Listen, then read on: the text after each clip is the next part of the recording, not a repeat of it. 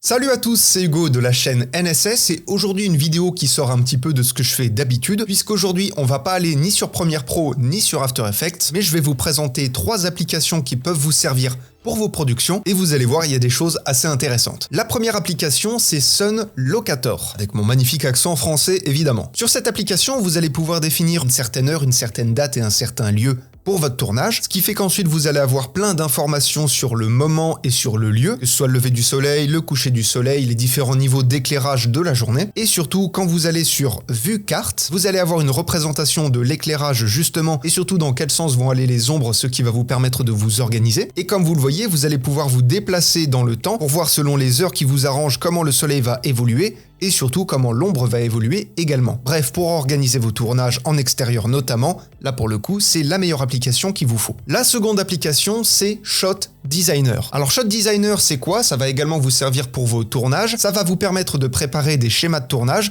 en plaçant différents éléments comme vos personnages, la lumière, etc. Par exemple, je vais cliquer sur le petit plus et ajouter une lumière. Alors à ce moment-là, vous avez tout un tas d'outils, ça pour le coup, je vous laisserai aller découvrir. On va choisir une softbox par exemple. Ensuite, ça nous demande où est-ce qu'on veut ajouter la lumière.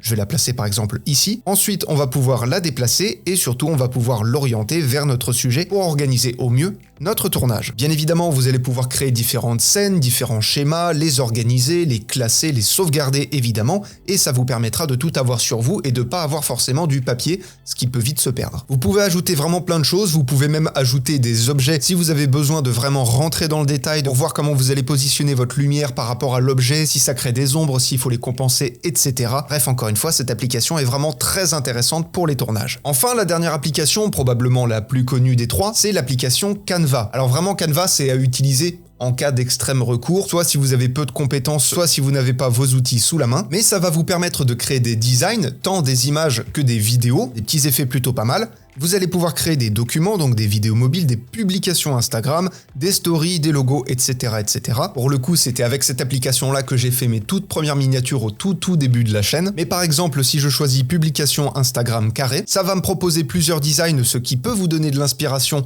mais vous pouvez également choisir un design vierge. Et à partir de là, vous vous retrouvez devant votre plan de travail et vous allez pouvoir importer des objets, des formes, des éléments, du texte, des gifs, des animations, des vidéos. Vous avez tout en bas quand on défile et vous allez pouvoir bien évidemment sauvegarder vos projets, les partager, les enregistrer sous différents types, etc. etc. Encore une fois, c'est très pratique. Mais voilà, comme je vous l'ai dit, c'est vraiment à utiliser en cas de dernier recours. En général, c'est une application qui est un petit peu décriée, un petit peu ridiculisée, même si pour ma part, je la trouve très pratique. Bref, voilà, ces 3 applications assez intéressantes. Je vous mets des liens dans la description, bien évidemment. N'hésitez pas à aller les essayer et me dire ce que vous en pensez dans les commentaires. Et d'ici là, apprenez, utilisez et progressez dans vos montages. Je vous fais des bisous et à plus.